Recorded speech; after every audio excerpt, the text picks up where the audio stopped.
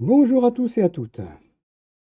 Et oui, une nouvelle émission, ça s'appelle C'est décontracté. C'est-à-dire qu'on va parler de tout, de rien, divers sujets. Il n'y aura pas de fil conducteur forcément. Ça sera en fonction de vos réactions à ce que je propose. Peut-être que vous avez des sujets à me proposer qui seront peut-être développés autrement ou abordés aujourd'hui. Donc voilà, j'espère que vous allez bien. C'est mon quatrième live de suite. J'espère poursuivre la semaine prochaine en recommençant lundi. Vous m'excusez. Donc en recommençant lundi, je pense que on va faire du jeu, hein, Diablo principalement. Pour mardi, on va bien trouver des sujets correspondant à la rubrique, qui est celle du nerd, qui fait qu'on fait de la CNC, on parle de l'imprimante 3D, on parle de la laser, des coupes, gravures, voilà. Donc bonjour à tous ceux qui me rejoignent actuellement. Je suis content de vous voir encore aujourd'hui, hein. Ah, vous voyez, j'ai une tête qui se balade dans le noir. C'est fantastique. J'ai réussi à faire un fond noir. Non, oui, enfin un fond noir avec un fond vert.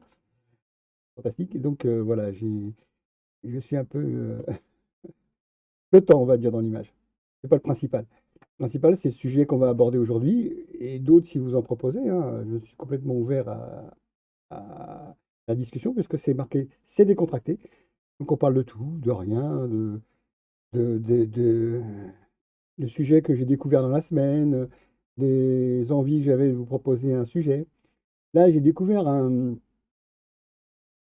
personne là qui s'appelle de la permafaune, hein, qui parle principalement de ce qui est dans la faune des jardins, euh, comment aménager son jardin ou comment faire revivre son jardin pour que la faune se diversifie à l'intérieur, pour avoir des grenouilles si vous avez une petite mare, pour avoir des oiseaux si vous avez des arbres, des haies, choses comme ça. Et si vous n'avez pas tout ça, bah, vous pouvez mettre des nichoirs. Donc on va parler de nichoirs aussi un petit peu aujourd'hui.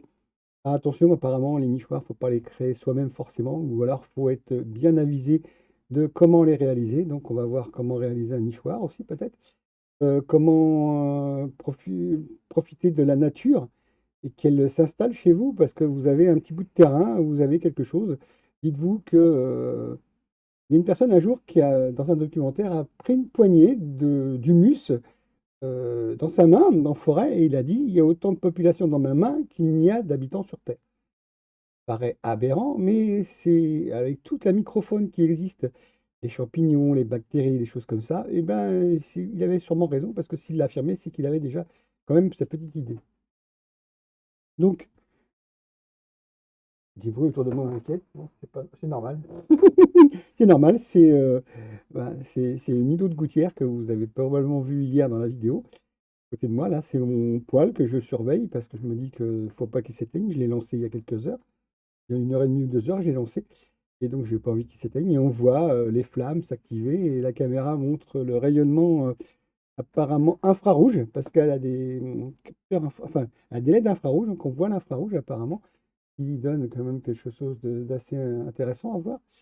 Vous voyez là, à la chill, enfin, à la décontractée, et ben, vous voyez le poêle qui me permet de me chauffer gentiment, que je n'allume que les besoins sans consentir. J'évite de trop gaspiller de bois, on va dire. Je fais une coupe par jour de quelques. Ah oui, je reçois mon bois en 1 mètre. Je le recoupe en 50, malgré que le foyer soit 70, ça sert à rien de faire une bûche de 30 et une bûche de 70. Autant faire 2 bûches de 50. C'est logique. Donc, je coupe à la maison sur un. Je fais une chèvre, je crois, qu'on s'appelle, mon propre bois. Et enfin, le bois que j'achète, hein, il y a une personne qui me fournit en bois. On est dans la campagne, donc c'est relativement facile de se procurer du bois. Donc voilà, vous voyez le poêle qui brûle gentiment, mon bois là, que j'ai coupé il y a 2 heures environ. J'ai rentré un peu plus tôt parce que je savais que la météo n'était pas forcément clémente. Donc entre deux averses, j'ai réussi à récupérer ce bois, à le mettre dans un chariot, à le découper un peu plus tard. Donc voilà, c'est d'accord, ok. Les petits malins s'amusent à essayer de me vendre des choses, donc le bot l'a carrément banni. C'est très bien, c'est très très bien. Je suis content, ça marche très bien. Heu, Comme ça vous gêne pas dans le sens où qu'est-ce que c'est? D'accord. Heu, pense que j'ai oublié de faire un truc. Et,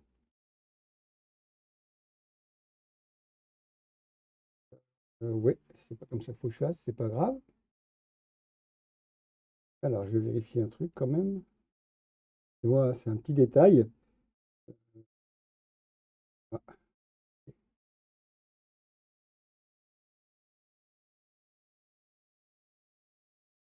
alors, modifie.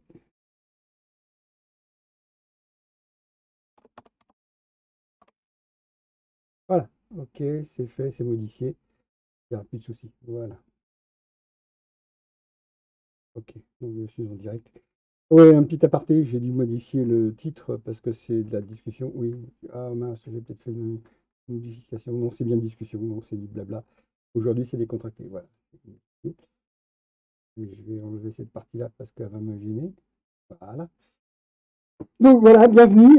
Si vous découvrez la chaîne, ben voilà, moi c'est JP, hein, comme c'est marqué en dessous enfin, mon apparition, ma tête qui bouge, vous voyez bien.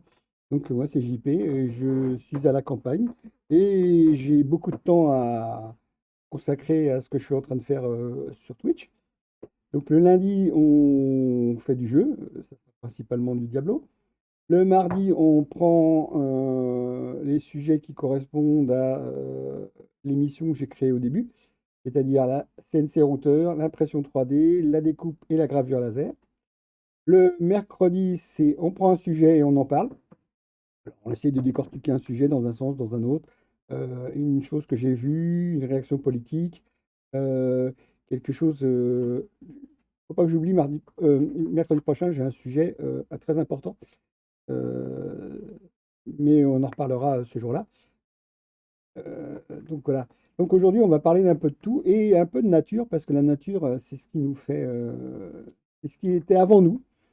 Et on arrive à la dénaturer maintenant, oui, la nature, on la dénature, en faisant tout et n'importe quoi, alors qu'à notre petite échelle, même un individu qui a un petit point de jardin peut faire en sorte que la nature vive correctement et que le voisin d'à côté, ben, il continue à faire la même chose et que tondre sa pelouse tous les 8 jours en plein été, c'est stupide parce que ça ne permet pas de faire vivre la diversité.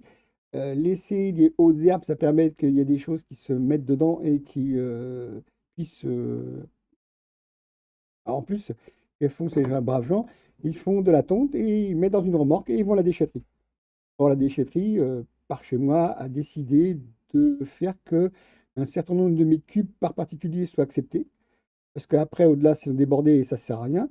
Et la nature, si on tond et qu'on laisse la pelouse à cet endroit-là, ah, ça fait pas beau, ça jaunit, mais elle se nourrit de ce qu'elle a fait pousser, cette nature. Donc, ce qui fait que quand vous allez en forêt, personne ne va ramasser les feuilles. Ça fait de l'humus, ça continue à faire que ça participe. Et l'humus est créé grâce aux bactéries, aux champignons, tout ce qui est la diversité dans la nature pour décomposer les éléments qui sont à leur disposition et faire que ça continue de vivre. Nous, on est apparu très tard dans la nature. Euh, Ils avaient fait un jour le calcul sur 24 heures et on est apparu dans les 5 dernières secondes, je crois, l'humain. Hein. Donc, franchement, les 23 heures 59 minutes et 50 secondes, 55 secondes, étaient là avant nous. Et donc, la diversité a été créée et nous, on l'a détruit en faisant des actions stupides ou franchement, pour son plaisir, je vais couper ce brin d'herbe parce qu'il dépasse de l'autre. C'est non, non. Il y a peut-être une coccinelle qui viendra dessus sur ce brin d'herbe, qui fera quelque chose. Peut-être qu'elle mangera les pucerons qui sont sur le rosier, alors que traiter votre rosier, c'est stupide, parce que vous allez empêcher la diversité. Par contre, que vous ayez des pucerons, c'est pas grave. Il y a des coccinelles qui sont occupées. Les coccinelles peuvent être mangées par un oiseau qui passe par là. Enfin, toute cette chaîne, elle peut être rompue à un instant T, et ce qui fait que bah, tout le reste, en amont ou en aval, n'existe plus. Donc là, la permaculture, la permafaune, tout ce qui est proche de cette nature qu'on a oubliée et qu'on veut dompter, est franchement dommage, quoi. pas la peine de dompter. On a assez de problèmes nous-mêmes à survivre. Pourquoi essayer d'éradiquer les autres pour survivre? C'est quelque chose qui me dépasse.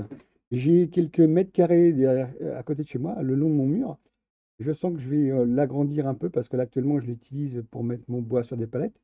Mais entre la palette et ma terre, il y a quand même un film plastique qui fait qu'il n'est pas biodégradable, c'est une bâche, hein, qui ne permet pas de laisser passer la lumière ni quoi que ce soit, mais la terre en dessous, elle reste humide. Il y a quand même une certaine diversité qui se fait. Si j'enlève cette bâche, je vais voir que la diversité va se faire parce que la terre étant un nu et la nature ayant horreur du vide, bah, si juste griffer, pas retourner, juste griffer et faire qu'il y ait des toutes petites mottes de terre qui se font, les graines vont s'agglutiner dans ces mottes de terre, contre ces mottes de terre, vont se mettre à pousser et vont faire que ça va recouvrir le sol et ça va faire qu'il va moins griller l'été en plein soleil, parce que je suis plein sud de ce côté-là. Et donc, ce qui fait que je vais avoir une diversité et que je vais pouvoir planter des choses. Je vais peut-être mettre des salades, je vais peut-être mettre des courgettes, je vais peut-être mettre du melon, je vais peut-être mettre du tournesol. Je vais faire de la diversité dans cet espace et je vais récolter certains fruits, certaines choses. Et j'ai eu des potirons cette année, moins gros que l'année dernière, mais je vais en replanter. Je pense mettre du melon, de la courgette, des choses comme ça. Et d'une année sur l'autre, si je peux garder un des éléments pour faire mes propres graines, même si, soi-disant, qu'elles sont stériles. Mais le potiron, enfin, oui, c'est pas le potiron. Et l'autre, c'est la citrouille. On le reconnaît à la queue si c'est lisse ou pas autour. Donc la citrouille que j'avais m'a permis d'avoir des graines. Je les ai posées au sol pratiquement, à peine enterrées. Et ça a poussé, ça a germé. J'espère faire des patates cette année. J'espère faire des choses diversifiées. Peut-être mettre des petites fleurs pour que ça amène aussi ça attire les insectes pollinisateurs plus que là. Là, j'ai eu donc des citrouilles qui ont poussé. L'année d'avant, j'avais des citrouilles la plus grosse faisait jusqu'à 12 kilos parce que je l'avais laissé proliférer. Les petites là que j'ai eues, la plus petite devait faire 200 grammes, même pas, jusqu'à 1,5 kg, 2 kilos. Donc, ce qui fait que j'ai pu, si j'avais voulu les manger, je les ai laissés se perdre, mais enfin, je ne les ai pas laissés vraiment se perdre, puisque les graines, je les ai remis sur le terrain, elles vont peut-être repousser, il y a peut-être des rongeurs qui sont venus les manger, il y a peut-être quelque chose qui fait que ça les a dégradés et ça a permis de continuer à repeupler le terrain de bactéries, de choses comme ça. Et là, on va parler de nichoir, donc on va parler directement de nichoir, comment installer un nichoir, comment fabriquer un nichoir. Voilà, fabriquer un nichoir. Il y a la vidéo qui va se dérouler, il n'y aura pas de son parce que j'ai jamais pas encore trouvé comment passer le son. On va... Ah non, c'est pas ça, j'ai fait une erreur. Là, voilà. Voilà.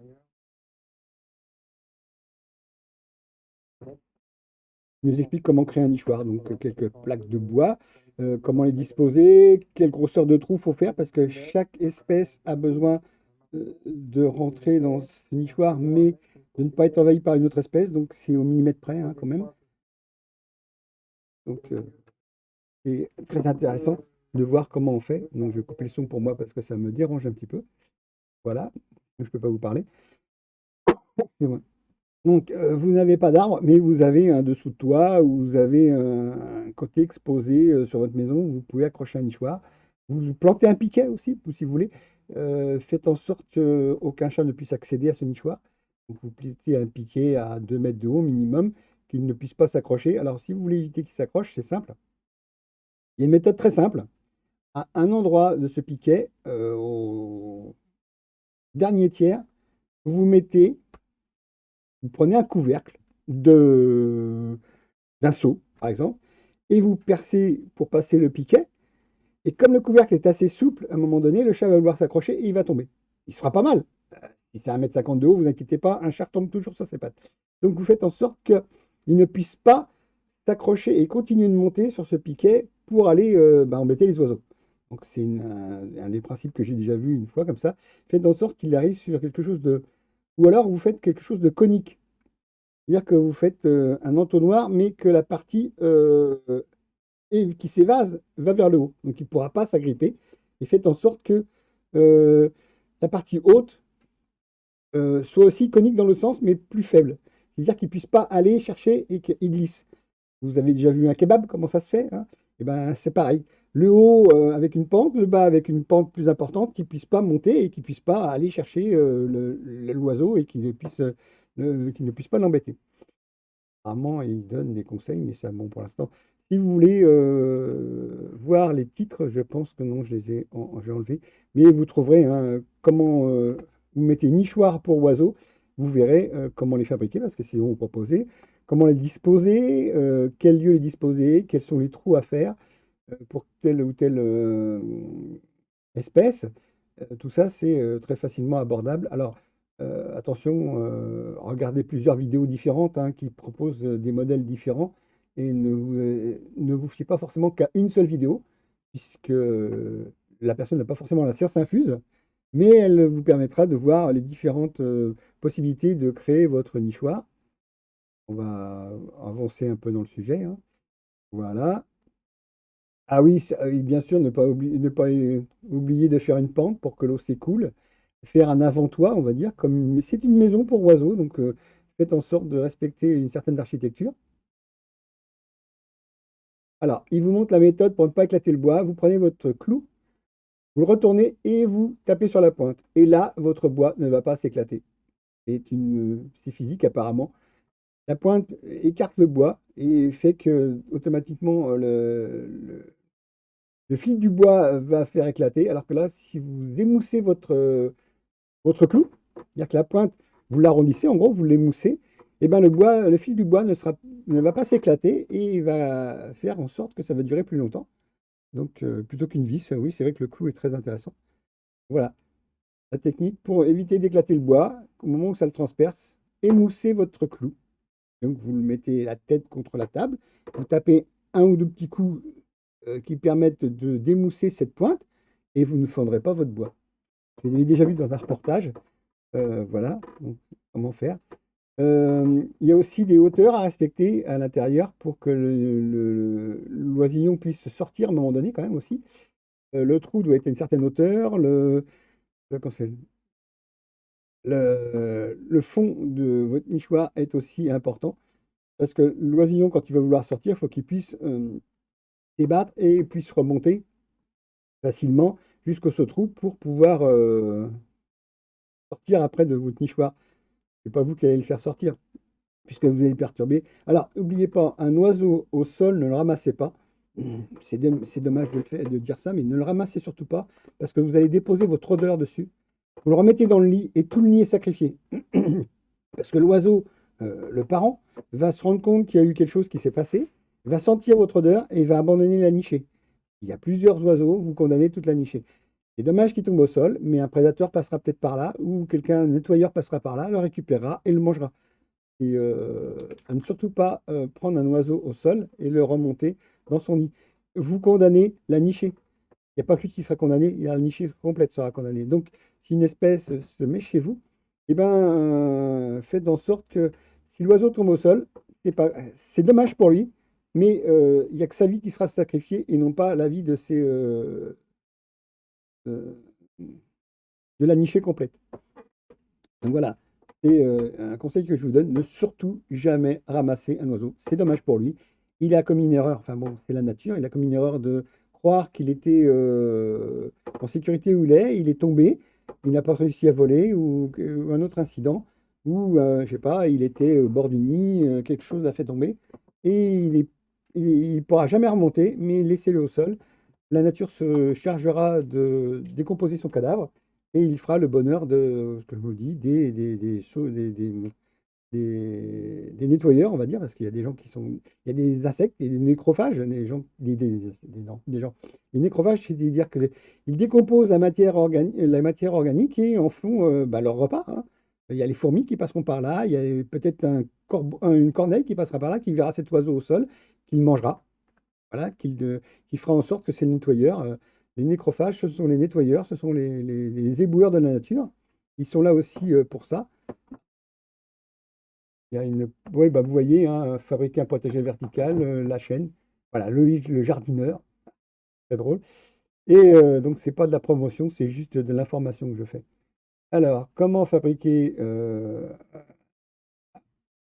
Je vais couper le son aussi là, hein, ça m'énerve. Alors oui, c'est une enseigne, hein, qui est marquée, je vais couper déjà ça. Je vais peut-être garder un peu de son. Voilà. Si je mettais du son, ça serait bien.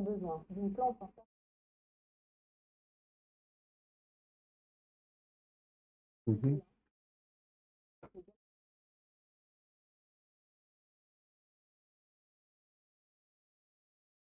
Waouh, c'est assez détaillé, hein. Alors, cette vidéo, elle est sponsorisée, hein, je vous dirai pas par qui, hein, ça commence par un W, mais c'est enfin, un magasin de bricolage, un GSB, grande surface de bricolage, qui sponsorise et qui montre bah, ses outils, hein, et ainsi de suite, ce qu'ils utilisaient. Alors, oui, il y a des petits éléments de niche. Bon, enfin bon, je vais arrêter cette vidéo-là parce que c'est sponsorisé. Il y en a une autre qui est aussi sponsorisée, à mon avis. Voilà, vous voyez le logo en haut, hein, ah oui, en plus, là, c'est spécifique. Ah oui, alors, quand on met un nichoir, c'est que c'est un oiseau cavernicole, comme on dit. C'est-à-dire qu'il cherche une infractuosité dans la nature et qu'il met son nid. Donc, les arbres pourris au sol, maintenant, vous n'en trouvez plus parce qu'il faut tout nettoyer, il faut que ça soit clean partout. Donc, non, ça remplace un arbre défaillant qui n'est plus là, mais c'est pas. Voilà, donc normalement, si vous avez une grange, si vous avez un lieu ancien et que vous rénovez, il y a certaines parties que vous évitez de rénover, car les infractuosités proposées par la nature est importante. Les chauves-souris peuvent s'y mettre, les oiseaux cavernicoles, comme on dit. Les faites des sous-toits bien abrités, on pourra avoir des hirondelles, on pourra avoir une diversité d'oiseaux et de faune qui fait que l'endroit est considéré comme sain, on va dire. Il y a certains animaux, quand on les voit, c'est que l'endroit est très sain. Moi, je sais que j'ai des râpiettes le long de mon mur, j'en ai une bonne quinzaine tous les ans. Euh, Là, j'ai vu, j'avais fait une erreur, j'avais laissé quelque chose qui a retenu de l'eau et j'ai deux râpiettes qui se sont noyées. Elles avaient soif, mais elles sont tombées au fond. Elles n'ont pas pu s'en sortir puisque c'était glissant. Donc voilà, j'ai malencontreusement deux râpiettes qui sont mortes. Râpiettes, ce sont des lézards par chez nous, hein. Le nom donné à des lézards râpiettes. Le lézard commun, on va dire, gris, tout à fait classique, on va dire. Mais je les abrite et ils rentrent même dans ma maison. Donc je dois me battre contre mon chat qui a tendance à vouloir aller jouer avec. Donc j'essaie de les mettre dans une pièce où ils ne reviennent pas forcément pour être abrités. Et cet été, le moindre rayon de soleil au mois de mars, mars-avril, quand ils vont ressortir, voire mai, quand ils vont ressortir, ça va être la fête pour eux parce qu'il va y avoir des insectes, des choses comme ça, ils pourront manger. Donc, j'essaye d'être le plus, pas écolo, mais le plus proche de cette nature qui nous est offerte, parce que la nature nous est offerte, hein. La domestiquer alors qu'on ne devrait pas. Donc voilà, la nature, voilà, on peut diversifier la nature autour de nous et en faire de sorte qu'elle elle se retrouve dans un milieu plus favorable. Et je sais que d'un côté de ma maison qui est plein nord, je vois, il y a des arbres, il y a eu des pies dedans. De l'autre côté, plein sud, il y a eu aussi des pies dans un prunier. Il y a eu des pies dans un bouleau en face chez moi. Il y a des tourterelles qui viennent aussi. Il y a des choses comme ça dans le coin.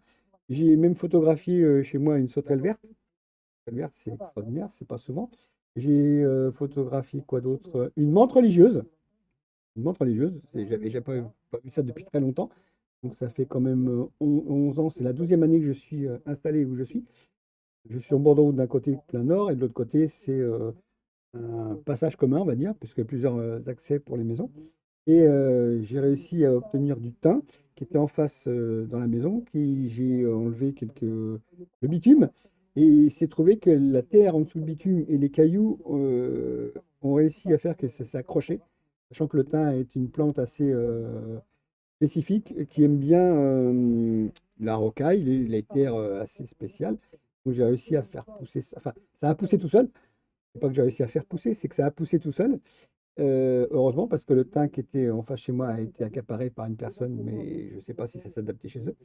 Donc, Il y a des choses qui poussent. Bon, j'ai encore du liseron qui m'envahit aussi. Euh, je vais couper le son parce qu'il... Hop là, une petite erreur. Je vais couper le son parce que ça m'agace. Voilà. Donc, ah bah, c'est fini, Rustica. Donc, on va aller voir, hop là, euh, le reportage que j'ai regardé quelques minutes avant de communiquer avec vous. La personne qui était là pour piquer les nichoirs, les choses comme ça, voilà. Donc, la diversité, voilà, des endroits où des insectes vont pouvoir se mettre, hein. Les- N'hésitez pas à faire que, même si vous avez un petit balcon, vous mettez quelques graines de fleurs, et vous mettez quelques herbes aromatiques, vous mettez des choses comme ça. Vous pouvez faire pousser des tomates sur un balcon, vous pouvez faire pousser des salades, des fraisiers. J'ai vu un jour ma voisine, quand j'étais en ville, faire pousser des fraisiers. Ça marchait très bien, hein. Vous mettez vous mettez un plant, ou deux ou trois ou quatre plants de fraisier dans un bac, et ça pousse, ça pousse, ça ne demande qu'à pousser. Vous arrosez modérément, juste ce qu'il faut, et vous avez des fruits au bout. J'ai goûté à ces fraises qui poussaient en pleine ville, quoi. Une ville de 30 000 habitants, je crois, ou même voire un peu plus. Et c'était sympathique, quoi. On se retrouvait avec des choses comme ça. Vous pouvez faire pousser vos propres salades aussi, votre persil, vos aromates. Vous pouvez faire pousser de la pelouse aussi, si vous voulez, parce qu'il y a des jus de pelouse. Il y a des gens qui font du jus de pelouse. Alors, bien sûr, vous ne mettez aucun produit dessus. Vous faites pousser naturellement dans un terreau, dans une terre, dans quelque chose qui... vous mettez juste de quoi nourrir cette plante et elle va pousser. Ne vous inquiétez pas, ça pousse. Alors, le main verte et ainsi de suite, c'est... non, si vous écoutez la nature, vous regardez la nature, vous voyez, ça pousse tout seul. Vous prenez un bac, vous le mettez de la terre et vous attendez. Des fois, il y a des graines qui vont tomber dedans, des choses qui vont être amenées. Il y a des pollinisateurs qui vont venir, enfin des pollinisateurs, des oiseaux qui peuvent venir pour voir si vous mettez carrément un peu d'eau à leur disposition, des oiseaux, une petite baignoire, et autour, bah, vous allez voir des fientes d'oiseaux, et dans ces fientes d'oiseaux, il y a des graines. Et les graines vont pousser, tout simplement. Parce que la nature est comme ça, elle n'a pas besoin de nous pour pousser, elle pousse seule. Vous faites un trou avec de l'eau, vous faites une mare, donc vous faites une mare assez grande, hein, je sais pas, 10 ou 20 mètres carrés, on va dire. Vous les mettez de l'eau, vous mettez quelques plantes aquatiques, donc, et vous pouvez voir un jour peut-être un héron arriver, se poser, et l'année d'après, vous allez voir, oh, il y a des poissons. C'est étrange, il y a des poissons. Et oui, un héron, lui, quand il va dans un endroit où il y a des poissons, où il y a des œufs, ses pattes vont récupérer ces œufs, se déposer sur... Et quand il va arriver dans un autre endroit, eh ben, ces œufs vont se déposer gentiment, tout simplement. Il a juste servi de transport. Et ces petits poissons vont probablement trouver l'endroit où ils se sont posés fort sympathique parce qu'il y a tout ce qu'il faut. Il y a des plantes, il y a de la nourriture pour eux, ils vont se développer. Il y a peut-être des grenouilles qui vont arriver, donc les batraciens, tout ce qui est salamandres et ainsi de suite peuvent venir aussi. Et vous allez voir que votre mare que vous pensez stérile va se mettre à grouiller de vie. Il est possible aussi que ça attire les moustiques. Mais sachant qu'un moustique, lui, apparemment, ne vole que dans un rayon de 2 à 300 mètres autour de son lieu de naissance, c'est ce que j'ai appris, je crois. Si vous êtes en pleine nature et qu'il n'y a pas de moustiques à vos côtés, ils ne vont pas venir tout de suite. Ils ne vont pas vous envahir tout de suite. S'il y a des mouvements d'oxygène et ainsi de suite, et que vous faites en sorte que une partie de la mare soit ombragée, vous allez voir, il y a une diversité de faune qui va se faire, qui va se faire. Si elle est en plein soleil, à mon avis, la diversité va pas se faire tout de suite. Mais si elle est un peu ombragée et qu'elle ne s'évapore pas trop vite, puisque nos étés sont de plus en plus chauds, eh ben, vous verrez la diversité se faire. C'est pas une piscine, malgré que si vous voulez, vous pouvez très bien euh, faire une piscine et le faire de telle façon que si vous avez remarqué, si vous n'avez pas de passage d'eau de javel, vous allez voir qu'il y a quelque chose qui va se développer, ça s'appelle des algues, tout simplement. Donc vous pouvez très bien, à la rigueur, condamner une piscine, on va dire, faire en sorte que vous mettez une bassine d'eau ou quelque chose qui est assez grand. Vous allez voir la diversité qui va se créer dans ce de biotope et que le vivant prendra le dessus. Voilà, tout simplement. Donc, on appelle ça des bactéries, on appelle ça des algues, des micro-algues, des choses comme ça. Et ça va faire que plus ça va proliférer, plus ça va attirer de la vie, parce que quelque chose va vouloir le manger, va vouloir s'en nourrir. Et si quelque chose se nourrit de ceci, ben, peut-être qu'il va proliférer, donc et peut-être qu'il va avoir un- un prédateur. Et la chaîne est faite de telle façon que euh, si elle n'est pas rompue, eh ben, vous verrez qu'il n'y aura pas surpopulation. Il y a régulation automatique, parce que si, imaginez que vous avez des milliers de pucerons, une coccinelle va passer par là, peut-être une deuxième va passer par là, peut-être une troisième va passer par là. Et puis, quand il y aura trop de coccinelles, ben, qu'est-ce qui va se passer? Vous avez des oiseaux qui vont se nourrir des coccinelles, et peut-être que cet oiseau-là ben, va être en surpopulation, et il va se retrouver qu'il va avoir un prédateur aussi. Par exemple, un petit rongeur qui va venir manger ses œufs, parce qu'il a réussi à grimper. Peut-être que ce rongeur-là, lui, il va avoir une buse au-dessus de lui qui va faire qu'il y a une surpopulation, il va être trop bien à l'aise, ou alors il va y avoir une couleuvre qui va passer par là, qui va gober le, pré- le rongeur. S'il y en a vraiment beaucoup, une buse peut passer par là et dire, tiens, il y a de quoi manger, j'ai de quoi me nourrir mes petits, je vais venir de temps en temps faire un prélèvement. Il y a les corneilles qui vont venir manger vos noix qui sont tombées au sol, vos noisettes ou les choses comme ça, parce que bah, les noyer, ça pousse, c'est bien gentil, mais quand il y en a trop, bah, à un moment donné, ça va surpopuler aussi. Donc les corneilles qui vont aussi, les corneilles et les pies, qui sont tous les deux des corvidés d'ailleurs, les pies qui vont s'occuper de faire d'autres choses. Je vois que autour de chez moi, il y a quand même une population de pies importante. J'ai compté jusqu'à une dizaine de pies au même endroit. Les corneilles, il y en a de moins en moins, mais il y en a quand même. Des buges, j'en ai vu 6 simultanément dans le ciel.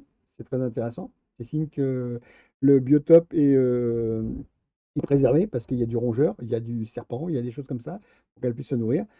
6 buses, ça fait au minimum 3 couples, hein. Sachant que les petits, bon, après, à un moment donné, ils vont migrer et ils vont se retrouver à d'autres endroits. Donc, la, la- la biodiversité est excellente dans mon coin. Je mets un peu de l'huile à la gorge. Donc, oui, euh, là, actuellement, ben, tout est en sommeil, mais tout n'est pas mort. C'est juste du sommeil. Un petit peu de léthargie. Je sais que les râpieds se sont un peu mises dans un coin, se sont reposées, attendent bah, les premiers rayons de soleil, le premier réchauffement et de sortir. Je sais que les chauves-souris sont aussi probablement dans mon grenier parce que je sais qu'elles tournent beaucoup autour de chez moi et je pense que j'en abrite. J'ai pas envie de réparer certaines parties du sous-toit, on va dire. Je sais qu'elle passe par là. Les râpiettes aussi. J'ai des fissures dans mes murs. Je sais que j'ai des petits trous qui sont au fait que ça ne me dérange pas. Si je veux isoler ma maison, je le fais par l'intérieur et je ne le ferai pas par l'extérieur. Parce que par l'intérieur, je ferai moins de dégâts. Si à l'extérieur, bah, il y a des trous, c'est que les râpiettes se mettent dedans, se mettent au chaud dans les parpaings. Et c'est suffisant. Si je bouchais ça, bah, je tuerais une population de râpiettes, ce qui serait dommage. Donc, je vais laisser, si je veux rénover ma maison, je vais rénover par l'intérieur en pensant à m'isoler euh, du froid qui peut rentrer, mais qui fait que mon mur, s'il est trop isolé, à un moment donné, la population des râpiettes ne sera peut-être pas assez réchauffée. Donc, je vais voir. Moi, je vais faire cette isolation. Est-ce que je vais faire une isolation totale, étanche, ou quelque chose de moins étanche? C'est vrai que je chauffe au bois, donc c'est vrai, je vais peut-être commencer par refaire faire mes vitres dès que je peux. Double vitrage, ça me permettra déjà de gagner de ce côté-là. Je peux refaire le plafond, qui sera pas gênant, parce que les râpiettes, même si elles arrivent dans le plafond, je fais attention de le faire dans un moment où c'est l'été, c'est-à-dire qu'elles seront moins demandeuses de se réfugier iront dans la nature se promener et elles seront sous un tas de bois qui sera plus chaud pour elles, des choses comme ça. Donc j'essaierai de faire ça l'hiver, mais je ne ferai pas de la rénovation par l'extérieur et mettre du bardage parce que c'était une idée, mais quand je vois que la population de râpiettes pourrait être anéantie à zéro à néant par ce genre de geste, non, je ne le ferai pas. Je préfère que la nature soit toujours bienveillante, et moi bienveillante avec cette nature.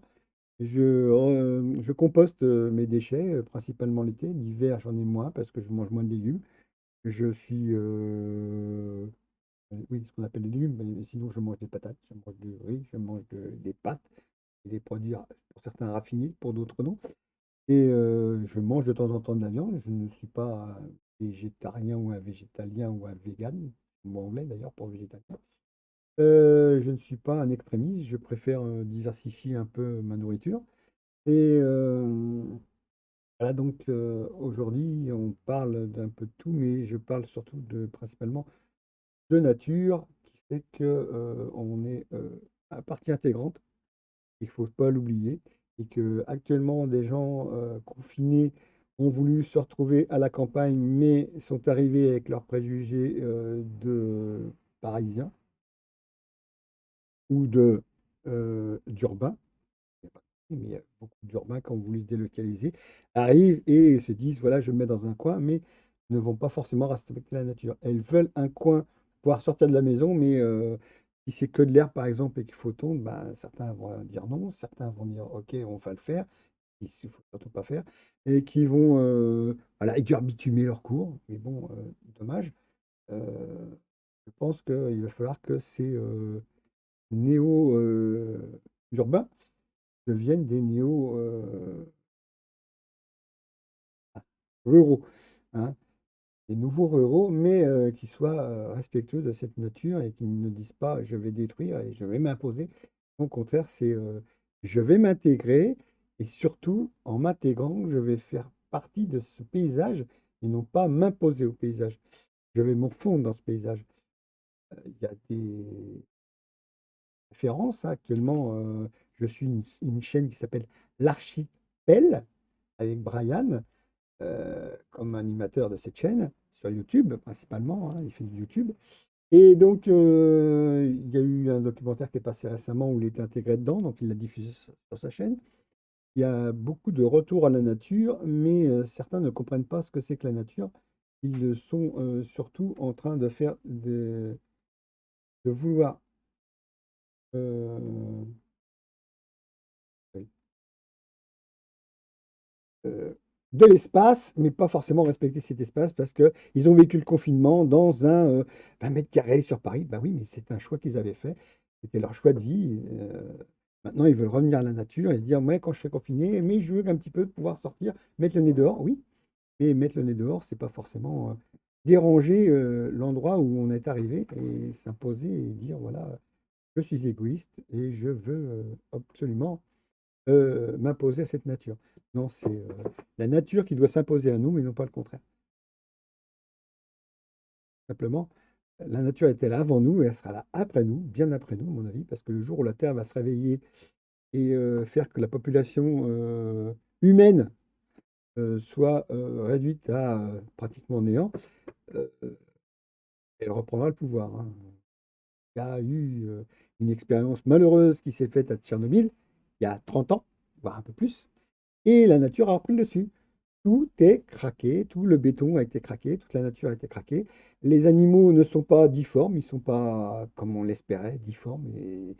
Et le truc, ouais, les animaux vont être dénaturés. Non, non, à mon avis, les animaux qu'ils ont vus étaient tout à fait. J'ai mon chat qui s'amuse derrière mon.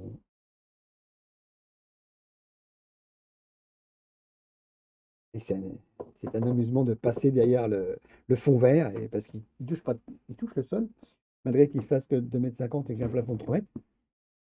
Et non, il fait 2,80 m, oui, c'est ça, il fait 2,80 m. Donc oui, et que vous voyez que mon visage se détachait dans le noir, c'est ce fond vert qui est derrière moi, et c'est une option qu'on a dans le ciel de faire disparaître tout ce qui est, tout ce qui est sur ce fond. Voilà.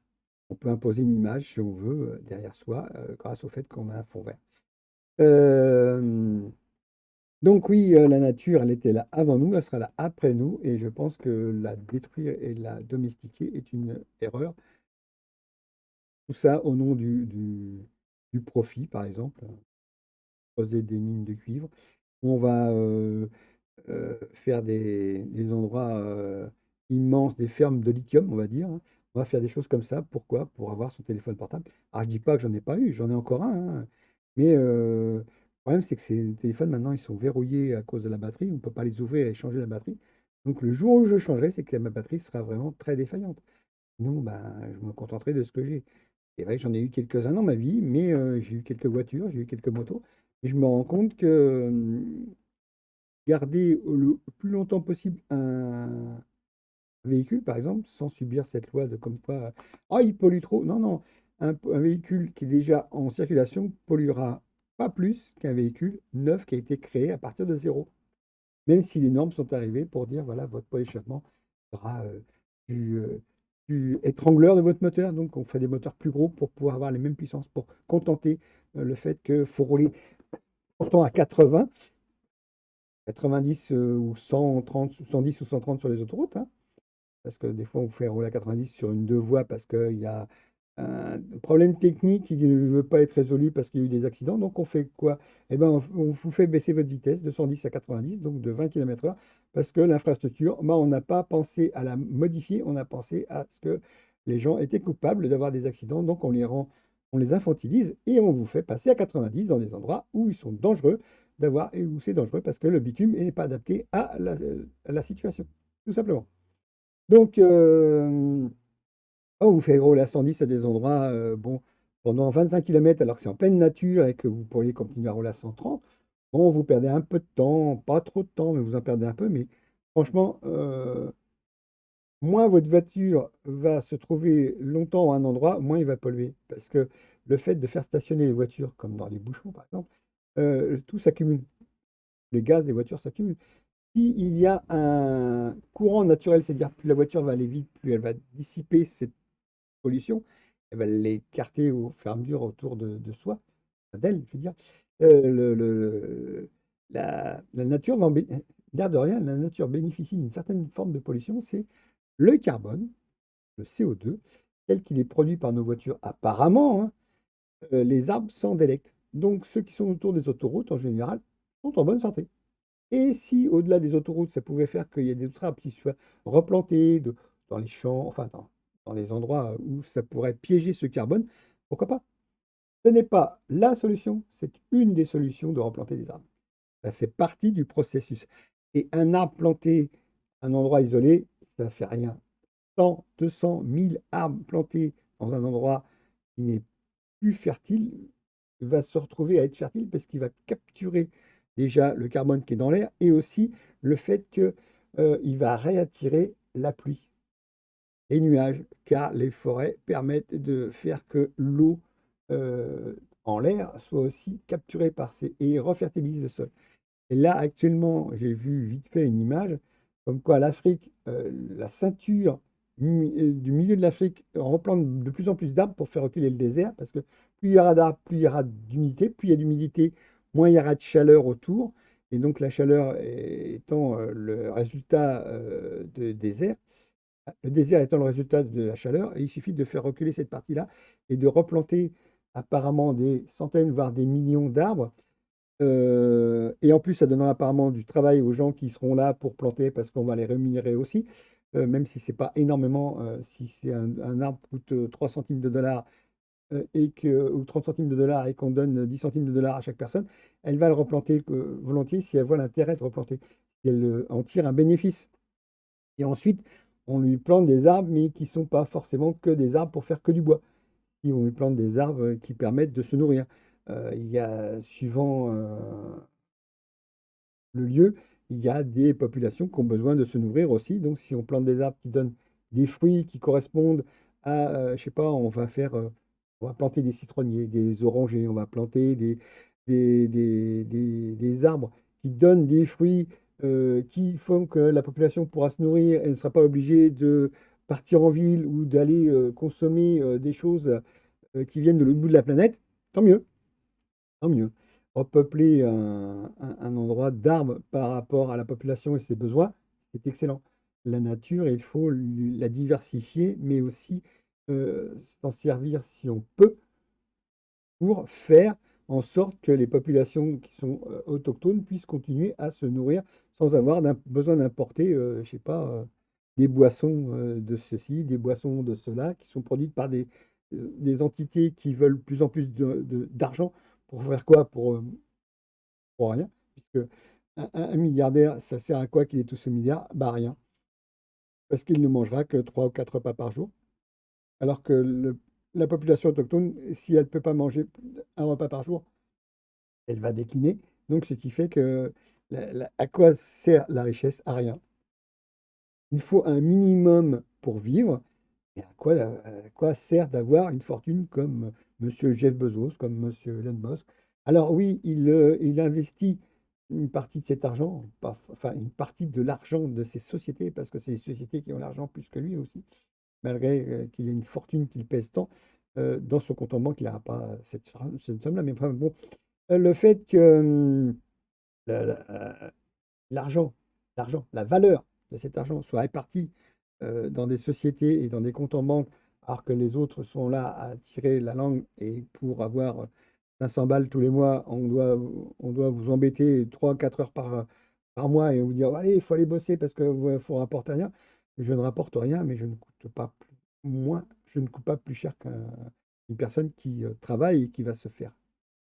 Voilà au travail et qui va actuellement côtoyer des gens et risquer de se retrouver malade, alors que moi, je suis très bien dans la campagne. Je ne côtoie que très peu de gens. Je m'occupe de mon fils et je vivote peut-être, certes, pour certains. J'ai le confort minimum, j'ai Internet, vous voyez, puisque je me sers d'Internet pour communiquer avec vous.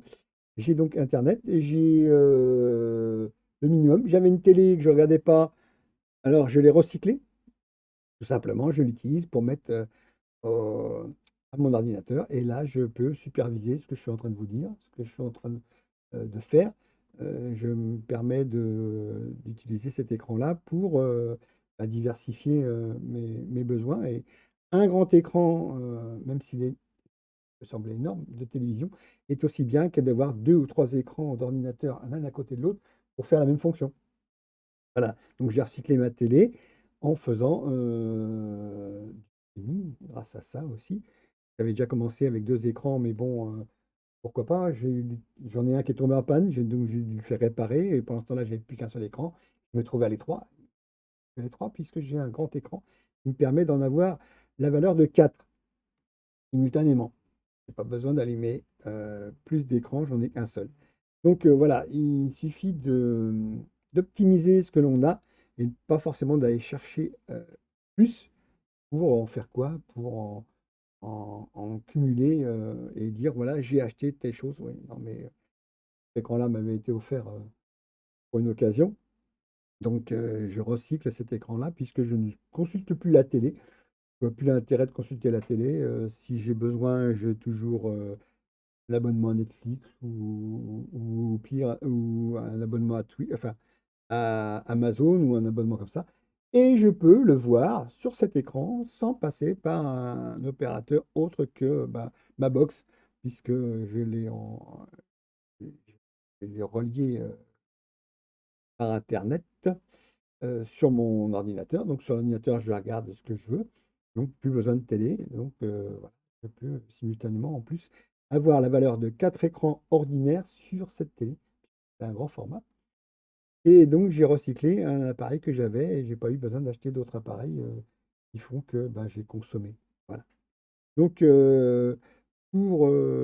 actuellement, je repense la disposition du peu de terrain que j'ai, parce que j'ai une partie qui est occupée par des palettes et avec du bois dessus, mais j'ai une partie qui est bétonnée et bitumée, que je vais réutiliser pour récupérer la partie de terre pour pouvoir, au printemps, planter.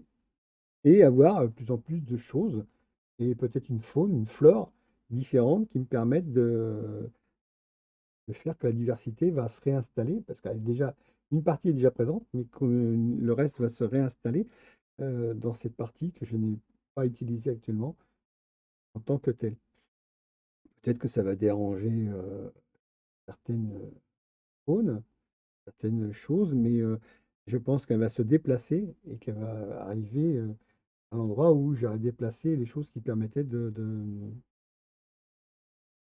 proliférer, on va dire, espérant que le liseron cette année va moins proliférer. C'est quelque chose de très envahissant, qui même mort est très envahissant, parce que j'essaie de l'arracher et tous les étés, puisque c'est trop envahissant pour moi. Peut-être que je vais en laisser une partie parce que je fais peut-être l'erreur de tout arracher, parce qu'il y a peut-être des pollinisateurs qui vont s'être attirés par les fleurs et vont polliniser mes autres euh, plantes dites utiles, qui seront comestibles. Donc peut-être une des parties de cette... je la garderai, mais je ne garderai pas tout. Je vais sélectionner un peu au fur et à mesure. Et moi, je suis en train de dessécher. Donc voilà, on était parti sur les nichoirs. Je commence à faire un petit discours, un petit, on va dire, pas politique, mais de prise de conscience. Voilà, prise de conscience, c'est importante. C'est que chaque individu fait ce qu'il veut, mais chaque individu a un impact sur ce qu'il fait. Voilà.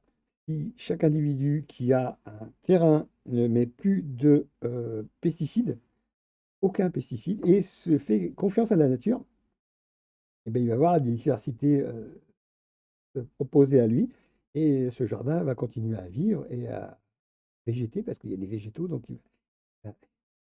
végéter, ça veut dire normalement rester sur place, ne pas bouger, mais oui, les végétaux ne bougent pas. Ils se, ils s'étalent, ils colonisent et ils prolifèrent dans le lieu où ils sont. Donc voilà, excusez-moi. Donc la diversité telle qu'elle est, hop là, c'est quoi ça? Ah oui, c'était la page, voilà. Donc, en plus, cette personne-là fait du consulting aussi et aide les gens à diversifier leurs environnements. Et il est aussi appuyé par la LPO, parce qu'il fait partie de la LPO, la Ligue de protection des oiseaux, et il est capable de conseiller comment mettre les nichoirs, comment disposer et quel nichoir mettre dans tel endroit pour favoriser, voilà. Des pierres sèches, oui, des pierres sèches, ils adorent les râpiers, enfin, les lézards adorent les pierres sèches. Oui, ça déjà, ça les réchauffe et ça leur permet de se cacher et de récupérer aussi d'une certaine nourriture, puisque les insectes vont aussi proliférer dans ces endroits-là. Donc voilà, un lézard vert, j'en ai vu un une fois chez moi, et donc j'étais très content. Je ne sais pas s'il est resté longtemps, excusez-moi. Donc je ne sais pas si vous reconnaissez la faune. Donc là, ben, je vais vous faire l'injure, c'est hérisson. En dessous, c'est marqué rabbit, non. Alors, je ne vois pas que ça c'est un lapin. Ça serait plutôt un lièvre pour moi. Donc, pourquoi marquer un lapin? Je ne sais pas. Là, bon, c'est un écureuil roux. Oui, alors, ceux qui sont endémiques de nos populations, c'est l'écureuil roux. Là, c'est un pic à ventre rouge, apparemment. Voilà. Ici, je ne sais pas ce que c'est. Ah, mésange. C'est bizarre, c'est que c'est des photographies qui sont marquées en anglais.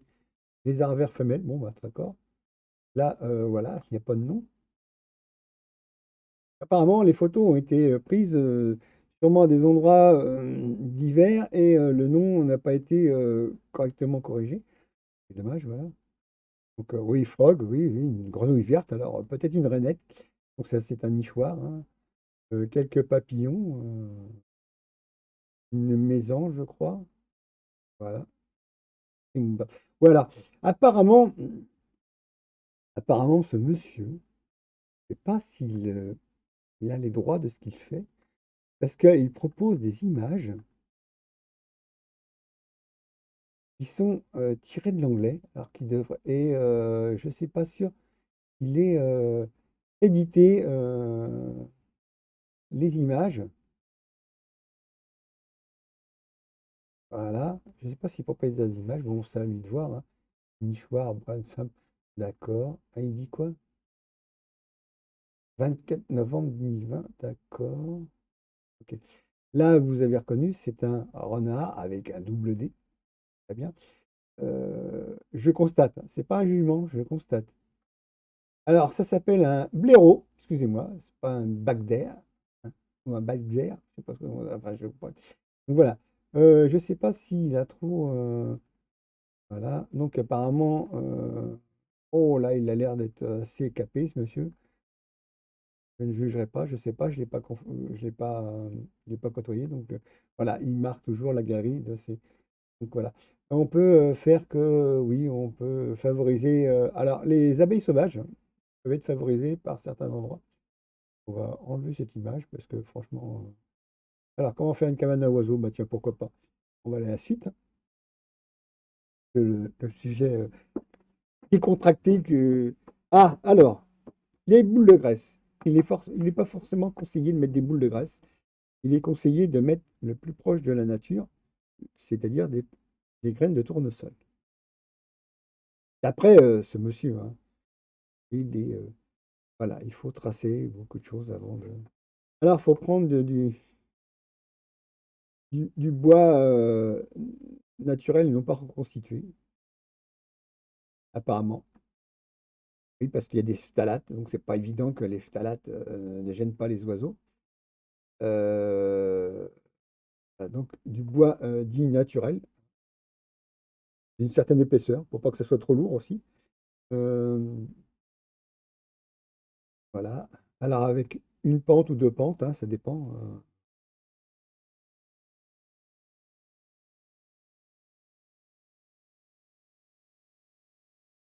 Bien sûr, vous trouverez, il a fait en sorte que il faut. Alors oui. Oui, mettez-les. Alors, si vous mettez dans un arbre, le risque c'est que le chat ou les chats montent dans l'arbre. J'ai déjà vu ça chez moi. Il y a un prunier fait quelques mètres de haut. Il y avait un nid de pie et un chat a commencé à vouloir grimper dans l'arbre. Bon, il n'a pas atteint le nid parce que je l'ai dissuadé, parce que je l'ai vu, je l'ai dissuadé. Et il n'est jamais revenu parce que je ne sais pas s'il a tenté plusieurs fois, mais je ne l'ai jamais revu. Donc voilà. Euh, Faites en sorte que la partie de l'entrée ne soit pas accessible au chat. Donc si vous le mettez dans une branche, soit vous le perchez très haut suivant. Voilà. Suivant, voilà, oh, joli. Suivant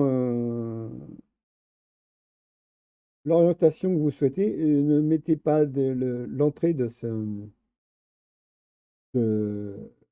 nichoir accessible ou sur une grosse branche ou sur le tronc, que ce soit accessible par un chat. Faites en sorte que ça le dissuade d'y aller. Donc, mettez toujours pas un piège, mais mettez de telle façon que. Ah, je vais vous abandonner quelques instants, vous allez voir comment ça se passe. Voilà. Voilà, vous savez la raison pourquoi je vous laisse quelques instants.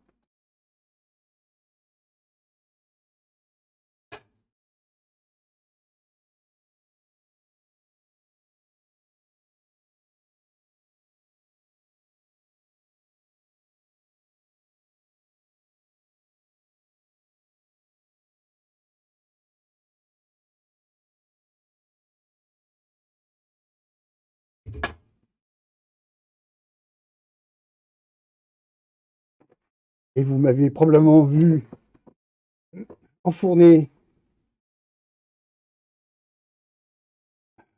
des bûches. Voilà. On va faire une chose. J'aurais dû faire ça avant, mais c'est pas grave, hein. Vous allez voir, hop là, une petite surprise. Il me l'a cadré. Donc le félin de la maison, Mido, Mido de Gouttière. J'ai récupéré à l'extérieur. C'était une chatte. Elle est stérilisée d'ailleurs. C'était une chatte, j'ai trouvé toute mignonne, toute petite, avec trois de ses congénères, dans un bac à bois que j'avais construit pour entreposer mon bois, donc, que je coupais à 50 centimètres et j'entreposais gentiment. Et une fois, j'ai remarqué qu'il y avait ben, 4 chatons et la mère qui était là. La mère est partie sans rien dire. Et 2 ou 3 jours après, j'ai vu qu'ils étaient toujours là, mais apparemment, elle les voyait, elle revenait de temps en temps pour les nourrir parce que c'était une bonne mère. Et puis j'ai décidé de ne pas les laisser dehors parce que je me suis dit ça commence à faire un peu moins chaud dehors puisque j'avais besoin de ce bois pour me réchauffer moi, donc je me suis dit fait moins chaud dehors. Je vais les adopter et il est probable qu'elle ait déposé ses chats chez moi parce que à ce moment-là j'étais avec ma compagne qui avait un chat elle-même et qui a probablement vu par la fenêtre ou qui a senti qu'il y avait un chat. Donc elle s'est dit voilà, il y a peut-être quelqu'un qui pourra les accueillir. Donc elle les a déposés. J'en ai gardé deux un certain temps. Les deux autres qui restaient, parce qu'il n'y en avait qu'un en tout, les deux autres qui restaient, j'ai préféré les faire adopter par la SPA. Donc, je les ai déposés à la SPA pour qu'ils soient adoptables. Je ne pouvais pas les garder tous. La deuxième chatte présente a été adoptée par la belle-fille de ma compagne. Et j'ai passé plusieurs mois quand je me suis séparé, donc. Et mon ex-compagne a récupéré la petite chatte qui était chez sa fille car celle-ci déménageait, ne l'emmenait pas. Donc voilà, c'était soir où les deux sœurs maintenant se sont revues une fois parce que quand on a récupéré la petite chatte, elle était dans un état quand même pas très en forme. Elle avait été plus ou moins délaissée par sa maîtresse, mais bon, ça c'est un détail. Donc mon ex-compagne l'a récupérée. On l'a gardée quelques jours ici pour la remettre en forme. Après, ma compagne est partie. Et donc elle gardait cette petite chatte et elle vit bien maintenant. Elle fait des des blagues et des choses comme ça, mon ex-compagne, voilà. Donc Nido a une sœur qui habite à 25 km d'ici environ. Voilà, tout simplement. Donc oui, euh, on était au fait que oui, il faut préserver quand même du fait qu'il y a quand même des chats errants. Par chez moi, il y a des chats errants tous les ans parce qu'on n'a pas réussi à attraper les femelles pour les stériliser. Je ne sais pas si faire son propre chef. Donc je sais que la SPA fait des choses comme ça, mais moi je ne préfère pas pour l'instant le faire. Et puis les campagnes de stérilisation, bah, c'est bien gentil, mais une chatte à stériliser, ça coûte deux fois plus cher qu'un chat, parce qu'il faut non seulement endormir, mais ouvrir pour stériliser. Apparemment, les chats, c'est plus accessible. On peut seulement les endormir sans les opérer et faire une ouverture dans leur ventre pour obtenir la stérilisation. Donc voilà. Euh, Moi, je sais qu'il y a des chats qui traînent autour chez moi qui ne seront pas stérilisés et quelquefois les enfants reviennent vers leur mère et quand ils sont adultes et la fécondent. Donc tous les ans, il y a 4 ou 5 chatons qui se baladent autour de chez moi. Et c'est pour ça que j'aime pas trop les voir auprès de chez moi, puisque ben, les rapiettes, j'aimerais bien qu'elles ne les chassent pas. Si je fais quelque chose pour les oiseaux, j'espère qu'ils ne vont pas être attrapés non plus. Donc quand je vois un chat autour de chez moi, je sais que c'est pas un chat domestique. C'est-à-dire que, par contre, certaines personnes les nourrissent, mais ils les laissent dehors quand même. Puisque la mienne, quand elle est dehors, c'est que c'est un petit peu de soleil et encore, elle ne s'éloigne pas de plus d'1 mètre de la porte. Déjà, je lui interdis parce que la route est trop proche, donc c'est trop dangereuse. Voilà, donc elle peut par contre être au soleil parce que et prendre l'air l'été, puisque quand j'ouvre ma fenêtre, j'ai mis un grillage au bord de cette fenêtre. Elle peut se prendre l'air tout en étant au soleil. Donc là, elle se voyait, elle roupille, elle a dérangé. Ah là, je l'ai dérangé. Elle roupille bien, mais c'est toujours un œil. Vous n'avez pas vu ma main? Non, vous la verrez pas. Non, vous la verrez pas, c'est pas grave. Et j'ai gratté pour la réveiller parce que de temps en temps, la nuit, elle me fait du bruit et elle me réveille. Donc, ben, le jour, ben, bêtement, je me venge. Non, non, c'est juste pour la faire réagir, quoi. Vous voyez qu'elle était là, en bonne santé, qu'elle réagit bien. Elle a tout ce qu'il lui faut. Sa gamelle d'eau qui est pas loin, sa nourriture qui est dans la cuisine. Et pour que l'hiver, je n'ai pas à chauffer trop la cuisine parce que j'ai déjà une pièce de 30 mètres carrés à chauffer avec au poêle. J'ai mis une chatière dans la porte de communication entre la cuisine et la pièce principale où je suis. Donc, pas d'inquiétude. La première fois pour la faire passer à la chatière, c'est très simple. On la prend, on lui met la tête dans la chatière, on pousse. Et sinon, on lui met de la nourriture de l'autre côté. On attend que quelqu'un soit derrière. Elle agite la nourriture, elle passe et elle a compris qu'il fallait passer par la chatière. Et maintenant, il y a des fois, j'entends vlam parce qu'elle sort comme une furie de la cuisine pour arriver où je suis. Et sinon, la nuit, bah, j'entends de temps en temps. Je suis en période de somnolence, j'entends, mais c'est très délicat la nuit. Elle ne se jette pas dessus. Bon, dans la journée, elle n'hésite pas à se retrouver à courir d'une pièce à l'autre et vlang! Et elle continue sa course et je la vois arriver, tel une missile, comme je l'appelle. Et là, elle me regarde, elle me dit, qu'est-ce qu'il va encore me faire, hein? Qu'est-ce qu'il va encore me faire comme bêtise, comme blague?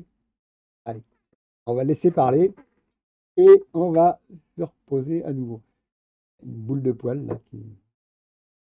Oui, j'ai réussi à faire fonctionner une ancienne caméra que j'avais depuis très très longtemps et qui est, comme vous avez pu le voir, motorisée.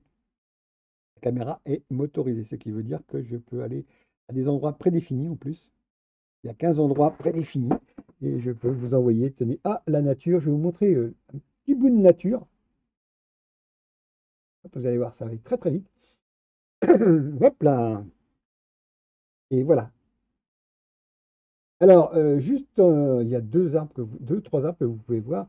Et à l'aplomb de ces arbres, si la caméra pouvait voir dehors, on n'a pas le droit de faire, elle verrait la cité. En face, chez moi, il y a une petite cité, il y a des habitations à loyer modéré qui sont individuelles. C'est pas des HLM, si, c'est des HLM, puisque c'est habitations à loyer modéré, qui sont détenues par un organisme de Limoges, que je suis dans la région de Limoges. Et donc, voilà. Et c'est là, dans ces arbres-là, qu'il y a eu des pies cette année, qu'il y a eu des tourterelles, qu'il y a eu de la vie, des oiseaux. Donc, on va revenir sur le chat. Euh, tiens, je vais vous montrer un truc. C'est ça. La chatière. Voilà. Alors, je me suis amusé, hein, c'était un peu plus tard, après que j'ai posé la chatière, j'ai fait, voilà, un dessin de chat. C'est même une chatte, une minette, comme celle qui est à la maison, une minette. Et on voit qu'il y a donc la possibilité d'aller se restaurer pour la chatte. Voilà. Et là, on revient rapidement sur elle. Ouais, je vais recadrer un peu parce que. Voilà. Alors, c'est motorisé, mais. C'est très bien d'ailleurs. C'est motorisé, mais la précision est faite qu'il y a quand même du jeu dans les pignons et qu'à un moment donné, même si les positions sont prédéterminées, et on la voit d'un côté, qu'on revient de l'autre, le jeu n'est pas rattrapé. Donc, je le réajuste pour que ça soit visible dans le médaillon. Voilà, je me suis lâché aujourd'hui, hein, un peu plus d'une heure, mais on peut continuer hein, si vous êtes intéressé par le sujet. Il me dit que je stream depuis 1 heure 3 minutes, hein, c'est peut-être possible. Donc, je me suis lâché un peu sur ce sujet. On va aller voir. Alors, comment, voilà, hop, les vidéos de. Ah, voilà. Fabriquer son nichoir, boîte aux lettres. Ah! Comment ça, boîte aux lettres? Niqué par. En fait, Bigouden Sud. Non, on sera en Bretagne, là? Parce que le pays Bigouden Sud. Donc, voilà, il nous explique. Ah oui, d'accord. Le principe, d'accord. Voilà, ils appellent boîte aux lettres, d'accord, ok. Très bien. Ok, ok. D'accord, d'accord, c'est très bien. J'avais pas vu.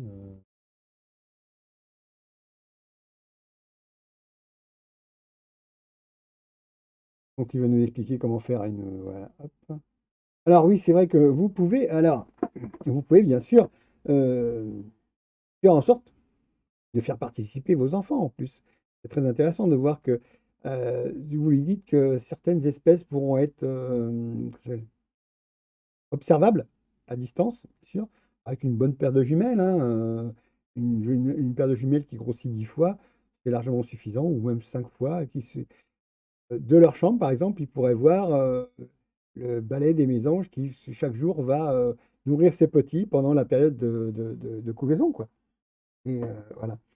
Et apparemment, oui, ils appellent ça boîte aux lettres parce que le fait qu'ils mettent un couvercle qui peut être amovible pour pouvoir aller récupérer des choses si on y a besoin. Et surtout ne pas toucher aux oiseaux, hein.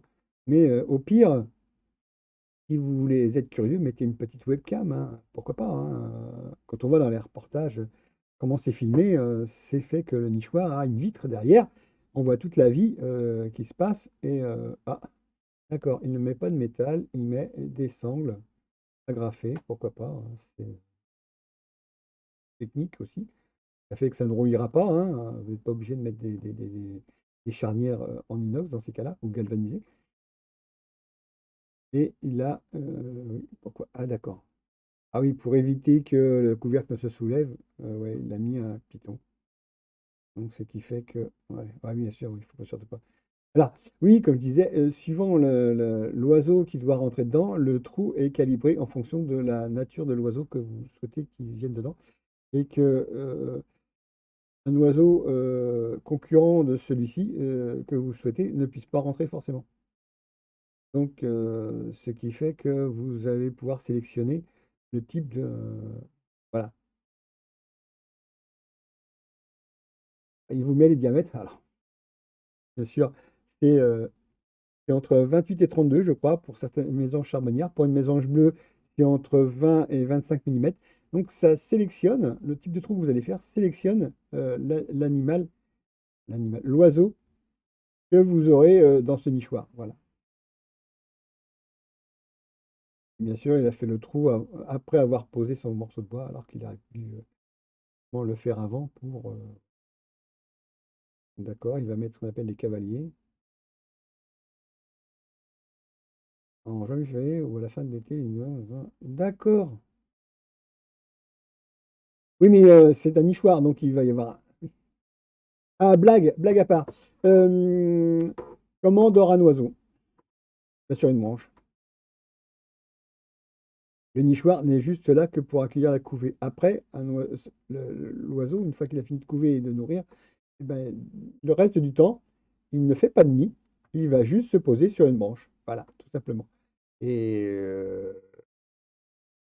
faites en sorte que l'hiver, il y ait des haies à feuillage persistant pour qu'ils puissent se mettre dans, euh, dans les feuilles et qu'ils soient cachés. Parce que sinon, le reste du temps, alors il y a des résineux hein, qui ont donc un feuillage permanent, on va dire, qui permettent de cacher certains oiseaux. Mais sinon, dans la normale, dans l'ordre normal des choses, il faut qu'ils soient abrités l'hiver et pas gênés par les feuillus, les abritent l'été et les feuillages permanents ou denses permettent de les accueillir l'hiver. En plein hiver, eh ben, ils réussissent. On va pas se. Ah, voilà. Ah, d'accord. Il va montrer qu'il va faire un truc pour caméra. Apparemment, ou observation, oui, probablement. D'accord. Il fait une partie vitrée qui va permettre de faire que on puisse observer sans déranger. Je vais remettre le son parce que c'est intéressant ce qu'il raconte, probablement. Là, voilà, voilà.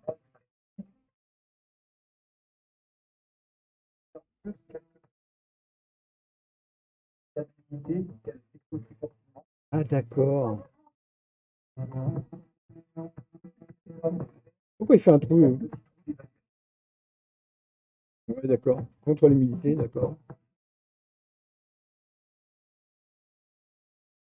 Et donc, oui, si on veut observer, voilà, il fait quand même une pente glissante. Et quand, ouais. Surtout, ne mettez pas les mains dedans.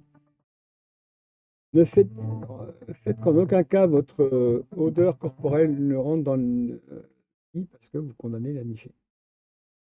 Euh, Tout simplement.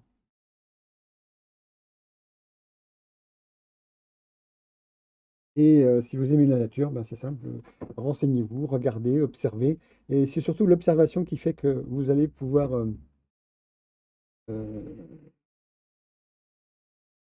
savoir quoi faire.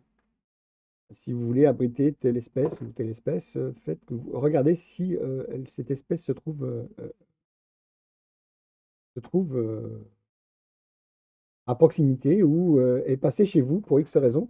Regardez si dans les branches qui sont dans vos arbres, si vous en avez, dans vos haies, si vous en avez, dans vos sols, parce qu'ils se posent au sol aussi, hein, les insectes les attirent, donc les se posent au sol. Regardez les espèces qui sont chez vous, qui passent par chez vous, mais qui ne restent pas. Et si vous voulez que ça reste, ben, c'est simple. vous vous renseignez sur le type de nichoir, c'est-à-dire sur la grosseur du trou, où le poser, comment le poser, et vous aurez, plutôt que du passage, il vient souvent vous voir pour la nourriture et qu'il ne reste pas, c'est qu'il va voir ailleurs, mais qu'il y a beaucoup de nourriture et qu'il vient souvent, le même individu probablement. Regardez bien, hein, vous verrez à chaque détail si c'est toujours le même individu, si c'est lui qui fait que passer. Ben, si vous voulez le retenir, l'observer, donnez-lui l'opportunité. Donc faites un nichoir qui correspond à sa nature et exposez le fait que, il n'est pas trop chaud l'été, qu'il n'est pas trop froid l'hiver, qu'il ne soit, bien accueilli et vous pourrez observer plus longuement, l'espèce que vous protégerez. Voilà, tout simplement. Que vous accueillerez, protégerez et ça fait que alors, une chose, c'est que si vous avez des arbustes, qui ont des fruits et que vous voyez que vous avez consommé une partie de vos fruits et que il en reste quelques-uns qui sont tombés au sol, parce que, bah, ils ont pourri, laissez-les. Laissez-les, les oiseaux vont s'en occuper l'hiver, sauf s'ils sont recouverts de neige, mais laissez-les. Faites en sorte que vous allez, cultiver pour vous, soit aussi bénéfique pour le reste de la nature, si vous voyez que vous avez un mûrier, vous avez un groseillier, vous avez, des ronces, parce que les mûres, c'est des ronces à l'origine. Si vous avez des genres de choses, heu, entretenez, mais ne coupez pas complètement. C'est-à-dire que si vous voyez que votre ronce, ça fait, 10 mètres de long alors qu'au début vous avez prévu 2 mètres, ben, vous, élaguez un peu, mais vous n'éradiquez pas. Vous faites en sorte que la nature soit, on va dire, maîtrisée, si vous souhaitez. Si vous voyez que ça envahit, que ça ne vous dérange pas que ça envahisse, c'est pas grave. Vous avez, je sais pas, 1 hectare, vous voyez que les ronces commencent à prendre, je sais pas, 200 mètres carrés, puis 400 mètres carrés, puis 500 mètres carrés, peut-être qu'il faut les limiter. Mais après, si ça ne vous dérange pas que la nature reprenne tous ses droits et qu'envahisse votre terrain, laissez faire au pire et vous verrez que ça apportera d'autres choses aussi en même temps. Alors n'hésitez pas aussi, si vous avez un terrain intéressant, important, à planter quelques piquets et des fois de tendre des cordes, comme des cordes à linge, hein, au pire, entre ces piquets ou les faites en sorte que le piquet soit assez accueillant pour les oiseaux et vous verrez que, des graines vont tomber au sol parce que les oiseaux les transportent dans leur intestin et quelquefois, font en sorte que ça les, rende fertiles. Des graines. Il y a des graines qui, tant qu'elles ne passent pas par l'estomac d'un oiseau, ne seront complètement stériles. Donc, une fois qu'elles sont passées par l'estomac d'un oiseau, elles vont tomber au sol parce que lui, il va déféquer, hein, logiquement. Il va faire de la fiente. Et dans cette fiente, il y a peut-être une graine qui fait que, au bord à côté de ce piquet, quelque chose va pousser, comme d'un seul coup, spontanément. Vous dire, mais moi, je n'ai pas planté ça. Oui, mais un oiseau aura fait de telle façon que lui, il aura transporté. Il s'est dit, bah, pourquoi pas, je me pose là, je défèque. Et peut-être que dans 1 an, 2 ans, 3 ans, 4 ans, 5 ans, 6 ans, 10 ans, il y a quelque chose qui aura poussé qui aura proliféré, qui donnera au fait que cet oiseau, ben, lui, il se dit: «Ouais, il y a un mûrier, un roncier, quelque chose qui s'est développé». Ben, il viendra, il continuera et il va continuer d'essaimer à d'autres jardins, à d'autres endroits et surtout n'arrachez pas, ne coupez pas, laissez, proliférer au contraire, l'espèce de végétal qui a été amené par, l'oiseau, qui, bah, c'est son habitat, c'est son lieu de nourriture. Laissez-le et vous verrez que très content d'observer, des moments privilégiés dans l'été, dans l'hiver, dans la saison. Cet oiseau qui s'est posé là et qui a fait que son biotope, il l'a amélioré. Voilà, tout simplement. Donc voilà, aujourd'hui, c'était vraiment décontracté. C'est, la nature, qu'est-ce qu'elle peut vous donner si vous la respectez et si vous respectez les oiseaux, si vous respectez la chaîne alimentaire des oiseaux, la chaîne alimentaire des insectes, la chaîne alimentaire de certains mammifères, hein, évitez les chats, hein.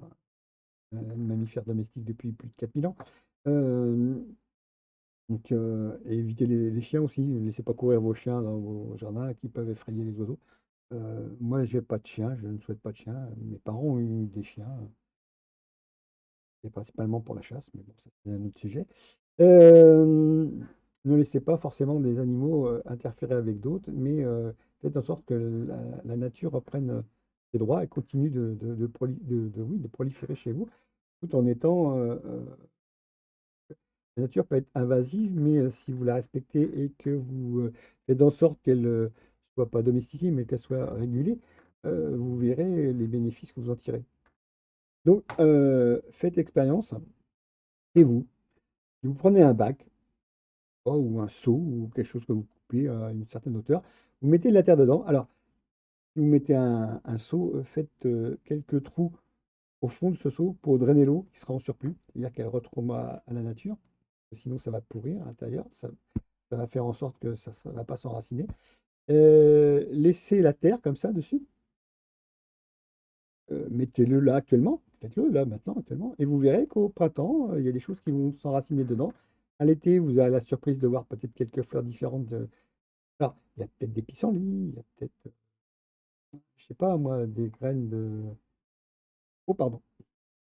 Des graines différentes qui vont se poser sur cette terre, qui vont se trouver bien, et qui fait que ça va grandir, pousser, comme on dit, et, et vous verrez la nature, comment elle est formidable, quoi.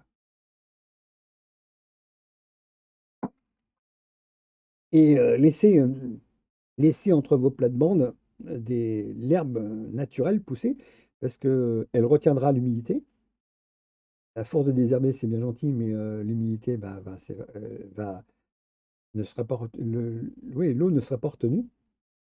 Ce qu'on appelle une herbe folle n'est pas forcément concurrente, elle est quelquefois bénéfique car elle vit et les plantes dites domestiques, en gros, c'est-à-dire les bonnes plantes, celles qui permettent des récoltes, au contraire, vont mieux vivre, vont mieux pousser grâce à cette herbe qu'on dit herbe folle ou mauvaise herbe, qui est là pour des fois faire que le terrain soit de meilleure qualité parce que les racines sont puissantes et cassent la terre et fait que les bactéries peuvent se mettre dedans plus facilement.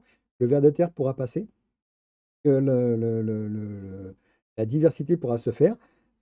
Certaines herbes ont ouais, ont des racines très très puissantes, s'enterrent profondément et fait que le sol est vivant. Un sol stérile, rien, il ne passera rien, rien du tout. Mais un sol qui est vivant, certaines plantes, oui, je vous dis, ont des capacités à faire que elles vont pouvoir ramener de l'azote, elles vont pouvoir ramener des choses comme ça, parce que elles vont enrichir le sol. Et si à la rigueur vous la trouvez envahissante, bah, vous la coupez et vous la laissez sur place. Vous la privez de sève et vous la laissez sur place. Et vous allez voir que quand elle va se décomposer, elle va permettre aussi de couvrir le sol et d'éviter de s'assécher le sol et de vous donner la diversité que vous souhaitez pour que vos végétaux poussent. Couvrir un sol en hiver pour éviter que celui-ci euh, soit, je sais pas, envahi par des herbes folles. Que l'eau traverse, parce qu'il pleut principalement en hiver, hein, plus qu'en été, et que vous voulez que le terrain en dessous soit plus gorgé d'eau, on va dire, bah, laissez cette herbe se décomposer. Et en plus, le fait que l'eau va drainer les nutriments qui sont en train de se décomposer dans la terre vont réenrichir cette terre et vous ne serez pas obligé j'ai plus le mot, mais de l'enrichir avec des produits chimiques parce que naturellement, elle a retrouvé les nutriments, les éléments qui la composent. Donc, vous avez un arbre, vous avez des feuilles qui tombent autour. Ça fait pas forcément beau, malgré que des feuilles jaunes, des feuilles rouges, des feuilles rousses autour d'un arbre, c'est beau, hein, ça peut être sympa.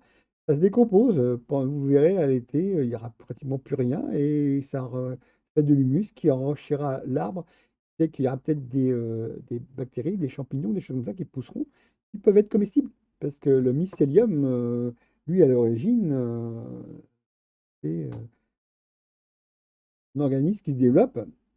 Alors, il a développé certaines défenses parce qu'il ne voulait pas se faire manger par telle chose ou telle chose, hein, comme la manite tue-mouche, par exemple, qui est caractéristique, c'est un chapeau orange, rouge orangé, avec des points blancs. Alors ça, c'est décoratif, mais ne le touchez pas, ne le mangez pas. Il y a d'autres champignons qui sont issus du mycélium, hein, l'origine, c'est des filaments blancs qui font la liaison entre les racines d'un arbre et la terre, qui fait que ça remonte les nutriments et qu'un arbre ne pourrait pas vivre sans mycélium. Donc voilà, faites que le sol soit enrichi par ce qui est tombé. Voilà. Une branche qui se casse, c'est pas une catastrophe, parce qu'un arbre peut avoir des branches qui cassent, c'est pas une catastrophe. Vous l'enlevez, vous la laissez cautériser, ou pire, soit vous la laissez aller à côté tout seul, vous enlevez le surplus, et à la rigueur, soit vous le brûlez, parce que vous avez peut-être un poêle à bois, ou alors vous la laissez pas loin, ou vous la découpez en petits morceaux, vous la laissez au pied de l'arbre, et vous allez voir qu'elle va se décomposer et que la nature va reprendre le dessus par rapport à cette chose qui est naturelle. Bien sûr. Voilà, en forêt, vous voyez, il y a des endroits qui sont complètement abandonnés et ça pousse bien, très bien. Par contre, certains arbres qui sont morts, qui tombent sur d'autres arbres, peuvent les endommager. Donc, éclaircir les arbres morts, oui. Couper des branches, non. Mais bon, voilà. Et si vous laissez les souches, vous allez voir que ça va repartir. Vous laissez une souche d'un arbre que vous avez eu besoin de couper parce qu'il était mort, vous allez voir que ça va partir au pied. Ça va faire un petit buisson et puis les branches, les rejets les plus importants risquent de faire un arbre. Voilà, tout simplement. Simplement. Mais sinon, ça va faire une sorte de buisson. Au début, ça va abriter une certaine faune. Après, ça risque de refaire un arbre. Et puis la souche va peut-être continuer de pourrir. Mais elle va permettre d'enraciner d'autres arbres qui sont des rejets. Voilà, tout simplement. Voilà, voilà. Donc aujourd'hui, c'était très décontracté, très nature, très open, on va dire. C'est quelque chose qui me tient à cœur parce que c'est vrai que j'ai vécu pendant plus de 30 ans à la campagne, avant d'arriver ici, bien sûr, avant de me retrouver en ville avec ma compagne et celle qui m'a enfanté, mon fils. Donc, j'étais très nature puisque devant chez moi, devant chez mes parents, il y avait un petit peu de nature. Il y avait des petites plantations de tulipes, de fuchsias, de choses comme ça. Et derrière, il y avait ben, un petit coin de jardin il y avait des fraisiers, il y avait un pommier, bon, un pommier à petite pomme à couteau, mais c'était sympa. Il y avait des fraisiers, des laitues, des choses comme ça. Et mon père a toujours été très jardinier. Et on a eu un jardin à quelques 40 ou 50 mètres de chez nous, qui était dans une petite ruelle qui nous permettait d'avoir des patates, des haricots, des fraises, des choses comme ça. Il y avait même un cerisier. Et il a toujours été jardinier dans l'âme. Il a loué un grand espace qui permettait aussi de faire du maïs parce il y avait des poules et des lapins. On a fait du maïs, on a fait des choses comme ça. J'ai toujours été au contact de la nature. Bon, des animaux parce qu'il y avait des poules, des lapins, des canards. Euh, voilà, donc j'ai toujours été proche de la nature. Moi, je trouve qu'elle est importante de la conserver, cette nature, et de le faire plus naturellement possible. Donc, voilà. Et là, le peu de terrain que j'ai, je pense que je vais pas l'exploiter, mais je vais le rendre plus, plus accueillant. Aussi pour moi, parce que je vais faire de nouvelles plantations. J'ai déjà fait des essais. Les bacs que j'avais pour mon bois où j'ai trouvé le chat, à l'origine, c'était des bacs où j'avais mis un géotextile. Et j'avais mis de la terre dedans et on avait pendant une année, une saison, j'avais fait pousser des salades, des choses comme ça dedans, des choux, des choses comme ça. Alors les choux n'ont pas bien vécu parce qu'il y a des chenilles qui n'ont, ils ont rectifié. J'ai mis des choses comme ça, mais bon, ça ne vaut pas la pleine terre. Donc maintenant, depuis 3 ans, je mets des choses en pleine terre. Je récolte, je mange certaines fois des choses que j'ai récoltées. Des fois, ça pousse pas, mais c'est pas grave. Pour moi, tout ce que je fais dehors, ce sont des expériences. Si elles me rapportent quelque chose, tant mieux. Si elles ne rapportent rien, tant pis, c'est pas une catastrophe. C'est que de l'échec, j'apprends des choses. Tous les jours, j'apprends des choses d'un échec. Je peux en faire des choses de bien. Si on ne réfléchit pas pourquoi il y a eu un échec, ben, on restera sur l'échec et ça va pas progresser. Donc, je progresse gentiment d'une saison sur l'autre. Donc l'année 2019, j'ai eu des belles citrouilles. L'année 2020, j'ai eu des citrouilles, mais moins grosses, parce que j'ai pas régulé les fleurs. J'en ai eu qui sont arrivées en septembre aussi, pratiquement à la fin de la saison. Euh, j'ai tenté le melon, ça n'a pas marché, je ne sais pas pourquoi. Peut-être que mes graines n'étaient pas assez profondément enfin, enterrées et que des prédateurs sont passés, mais bon, c'est pas grave.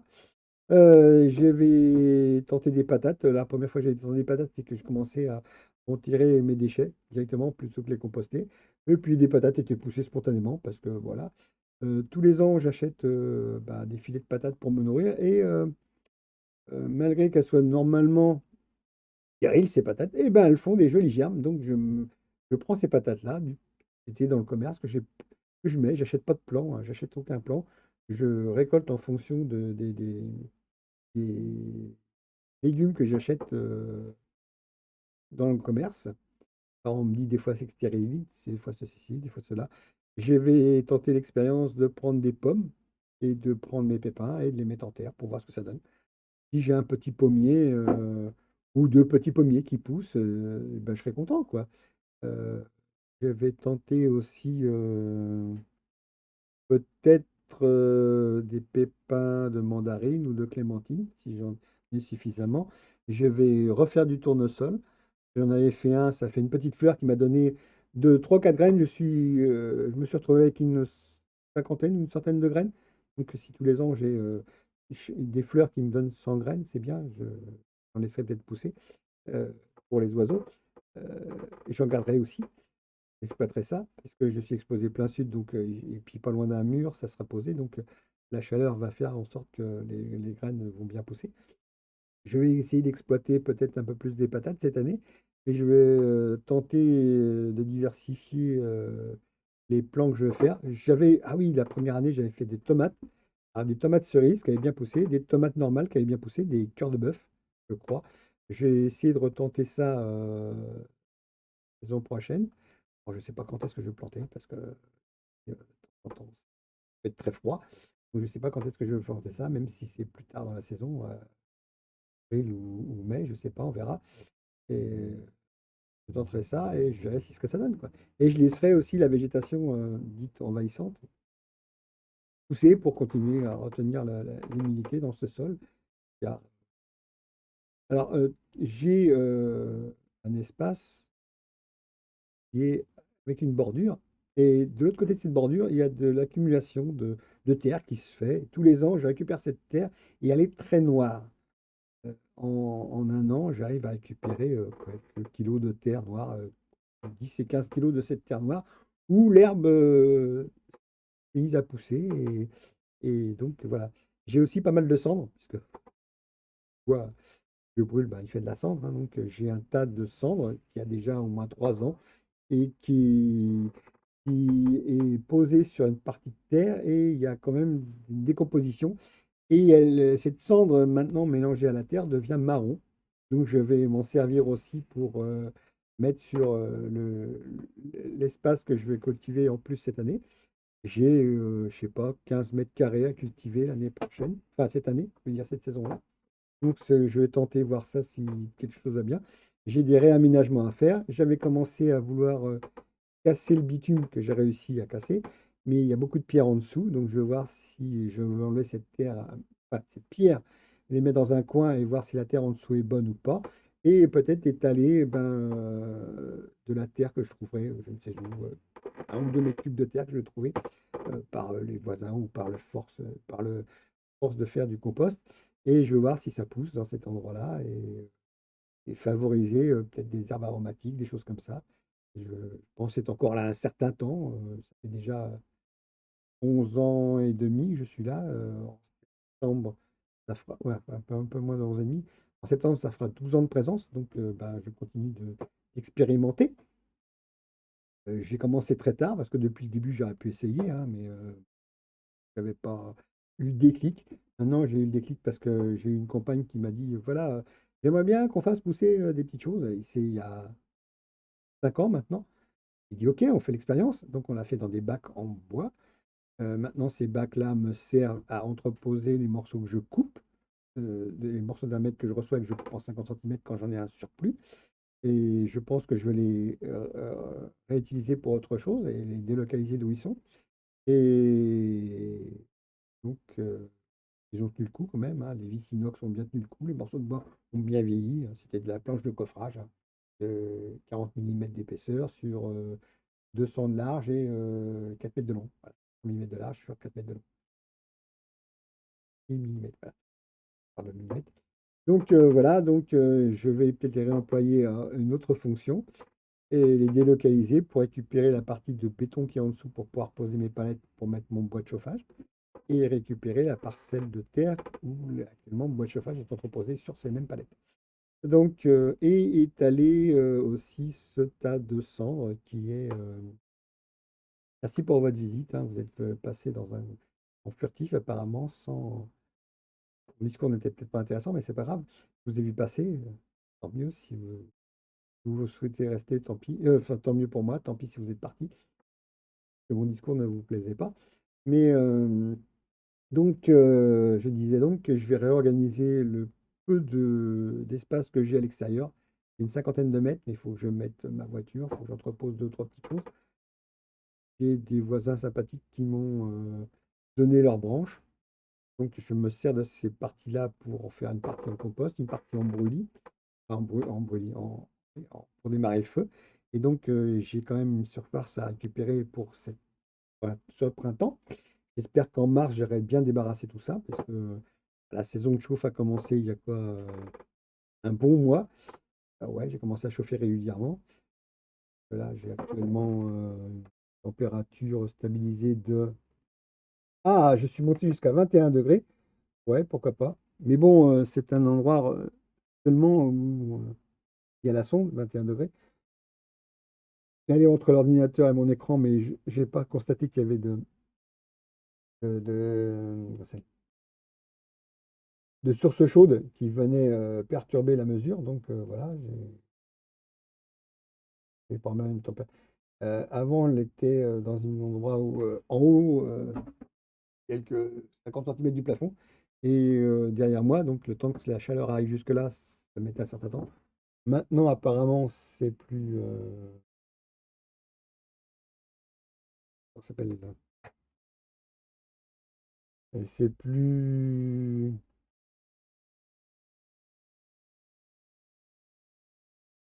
crédible, on va dire, et ça monte très très vite. Donc, j'ai mis quelques bûches pour l'instant. Vous voyez, le feu, on va aller voir, hein. La caméra est programmée pour aller voir le feu. Vous allez voir, hop, ça vient tout seul. Ça va se faire tout seul.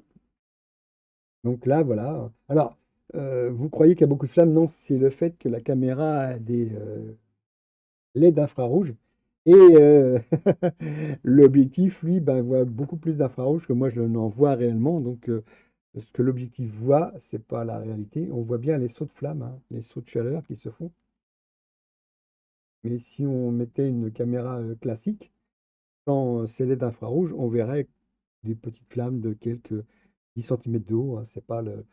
On peut voir à l'écran, fait croire que c'est extrêmement énergétique parce qu'il y a des grosses flammes. Non, non, c'est l'infrarouge qui est dû au fait qu'il y a des LED infrarouges autour de la- de l'objectif qui, lui, est capable de voir les infrarouges. Donc, il en voit beaucoup parce qu'il est prévu qu'il capte ces infrarouges. Donc, nous, on ne les voit pas, mais lui, il va les capter. C'est cet objectif puisqu'il est prévu. Il y a un filtre infrarouge, simplement. On va revenir sur le venin de la maison. Hop là, faites pas attention. C'est mon espace de vie, hein, la table la table, voilà, avec quelques restes du repas qui se traînent encore un peu dessus, mais bon, ça va s'arranger. Alors,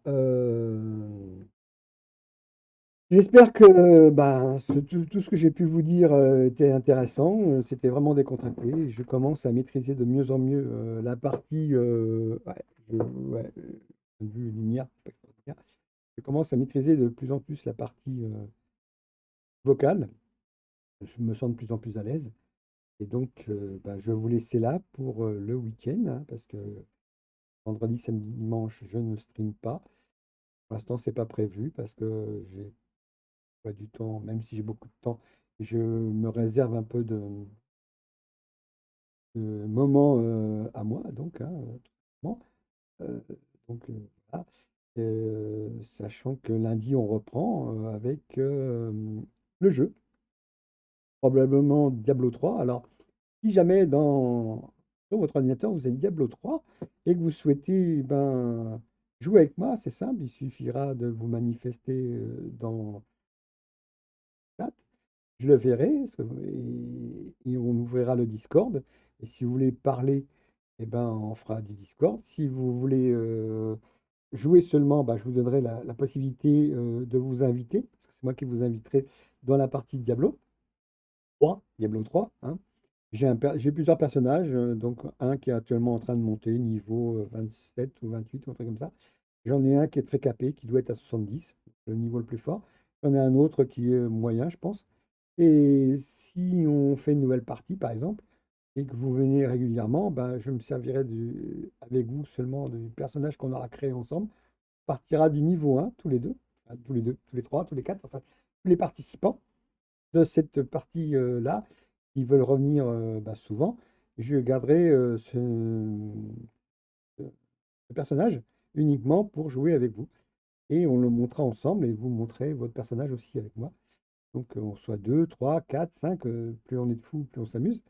Et donc je vous encourage à venir lundi prochain et jouer à Diablo 3 avec moi si vous le souhaitez. Et si vous voulez du vocal, j'ouvrirai le Discord.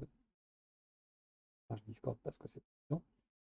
Et donc j'ouvrirai le Discord et on pourra communiquer ensemble, donc vocalement, tout en étant respectueux des règles qui seront imposées. Pas de cris, pas d'insultes, pas de. On devra rester courtois et ne pas imposer plus sa voix qu'un autre. Et il n'y aura pas forcément de chef, on fera des actions en commun. Donc, on fera les missions en commun. Il y aura pas. Moi, j'ai décidé d'aller là, tout le monde. Non, non. On fera de la consultation. Et bien sûr, dans le sens du raisonnable, si on se retrouve à 10 dans une partie, il faudra bien qu'il y ait quelque chose qui euh, soit déterminé, on va dire. Et puis, plus on sera, plus on aura d'ennemis à combattre, donc on aura de la- de l'attention à donner au jeu, plus que aux communications. Bon, sur ce, je vous souhaite, excusez-moi, je vous souhaite une bonne fin de journée, un bon week-end, parce que le mien commence là, dès que j'ai posé, j'ai arrêté le stream, pour moi, le week-end va commencer, on va dire. Allez, je continue à faire des recherches et tout comme ça, mais bon, pour moi, c'est le week-end qui commence. On se retrouve lundi. Je fais du Diablo, et s'il y a une demande d'autres jeux et que je peux avoir ce jeu à un prix raisonnable, parce que je ne suis pas vraiment riche pour pouvoir acheter des jeux, si on trouve deux ou trois petits jeux gratuits comme Gartic Phone, par exemple, qui est directement à jouer dans l'interface web, où on dessine, enfin, chaque personne mettra une phrase, et la personne qui recevra cette phrase-là devra faire un dessin en fonction de cette phrase. Et le suivant devra décrire la scène qu'il voit, et le suivant devra donc dessiner par rapport à la scène qu'on lui a indiquée, enfin, à la phrase qu'on a mis pour la scène qu'on a indiquée précédemment. Et en gros, le téléphone arabe, il y a une phrase, un dessin, une phrase, un dessin, une phrase, un dessin. Et une fois que tout est bouclé, on regarde les albums des personnes et on rigole bien en général, parce que c'est rare que la phrase aille au-delà du deuxième ou troisième dessin, puisque l'interprétation d'un dessin est laissée libre cours à la personne qui va voir le dessin et la scène. Donc, voilà, tout simplement. Donc, je vous dis à lundi 15 heures. Bonne fin de journée, bon week-end, et lundi 15 heures, on se retrouve pour jouer. Bye!